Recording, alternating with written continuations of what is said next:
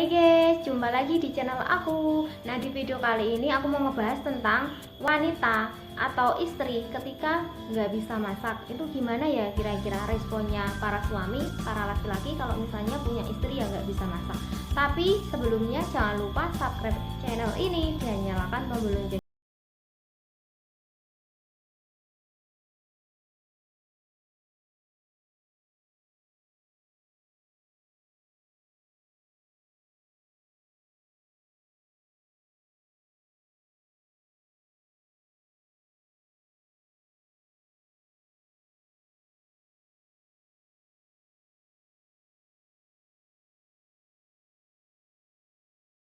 Nah, jadi ketika wanita nggak bisa masak, ketika istri nggak bisa masak, itu kira-kira gimana nanti suaminya harus bersikap?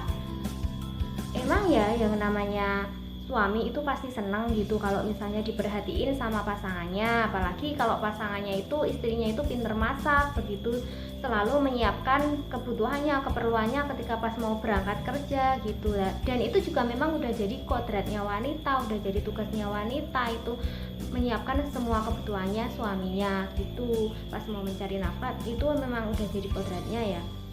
Nah, tapi kalau misalnya yang istrinya itu nggak bisa masak, itu gimana kira-kira? Kalau menurut aku secara pribadi, menurut aku sebagai perempuan, jadi gini loh, kan nggak semua orang itu pinter dalam memasak ya, nggak semua orang itu berbakat dalam memasak.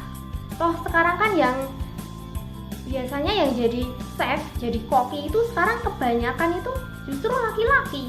Contohnya tuh di Rocket Chicken itu yang bagian masak juga laki-laki kan, dan yang perempuannya itu bagian yang melayani pembeli, yang bagian kasirnya itu justru malah perempuan. Kalau yang laki-lakinya justru malah itu di belakang, di bagian memasak itu.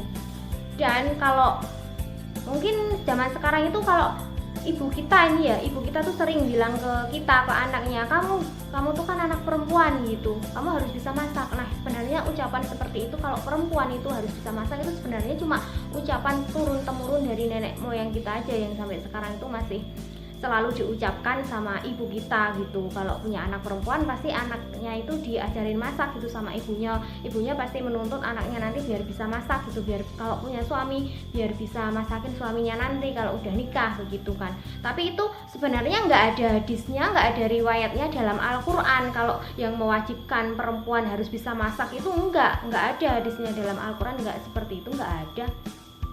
Dan yang namanya wanita itu dipersunting oleh seorang laki-laki itu untuk dijadikan ratu di dalam rumah tangganya, bukan dijadikan sebagai pembantu. Nah, kalau jadi makanya kalau misalnya suami pengen punya istri yang bisa masakin enak, biar bisa, misalnya pengen punya istri yang bisa masak yang enak tiap hari, pengen dimasakin sama istrinya enak terus gitu.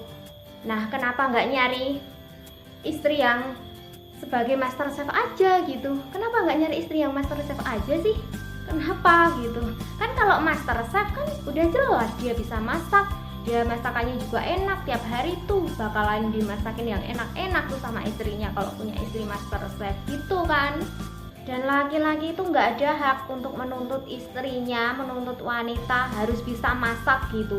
Kalau misalnya laki-laki, suami menuntut istrinya harus bisa masak, maka wanita atau istri juga harus bisa dong, harus menuntut balik gitu, menuntut suaminya. Suami makanya laki-laki juga harus bisa misalnya melakukan pekerjaan yang semestinya dilakukan oleh laki-laki. Nah, suami juga harus bisa melakukan misalnya benerin listrik yang lagi konslet gitu, harus bisa benerin keran air yang rusak, harus bisa benerin genteng atau atap rumah yang bocor, harus bisa menyedot WC yang tersumbat. Jadi nggak perlu manggil tukang, nggak perlu bayar tukang. Nah, kalau kayak gitu adil kan? Laki-laki harus bisa melakukan pekerjaan yang selayaknya atau semestinya dilakukan oleh laki-laki itu tadi, yang aku sebutin itu tadi. Kalau misalnya menuntut wanita harus bisa masak, kalau kayak gitu kan sama-sama menuntut, kan adil. Nah, begitu kan, jadinya kan enak, sama-sama enak gitu, bisa masak sama bisa melakukan yang itu tadi, kalau yang laki-laki itu tadi ya. Nah, kalau intinya ya dalam berumah tangga itu harus bisa mau menerima apa adanya, mau menerima kelebihan dan kekurangannya masing-masing dari pasangan kita. Nggak boleh saling menuntut. Kalau mau rumah tangganya itu langgeng dan bertahan lama, hidup sejahtera, bahagia dunia dan akhirat, nggak boleh ada yang saling menuntut ya sebenarnya. Jadi kalau misalnya nggak bisa masak, ya udah nggak apa-apa, kan bisa belajar sama-sama, suami istri belajar masak bareng gitu. Nggak boleh ada yang menuntut, gitulah intinya. Jadi dalam berumah tangga intinya itu tadi, mau menerima apa adanya, saling menerima kekurangan dan kelebihan gitu, biar rumah tangganya itu langgeng. Nah, sampai di sini aja video kali ini. Semoga ini bisa bermanfaat untuk kita semua gitu. Dan makasih banget yang sudah meluangkan, menyempatkan waktunya menonton video ini sampai habis. Dan jangan lupa mohon dukungannya, subscribe channel ini, dan kalau ada yang mau bertanya bisa tinggalkan pertanyaan di kolom komentar dan tinggalkan juga kritik dan sarannya. Sampai jumpa lagi di video aku yang selanjutnya. Makasih banget. Bye.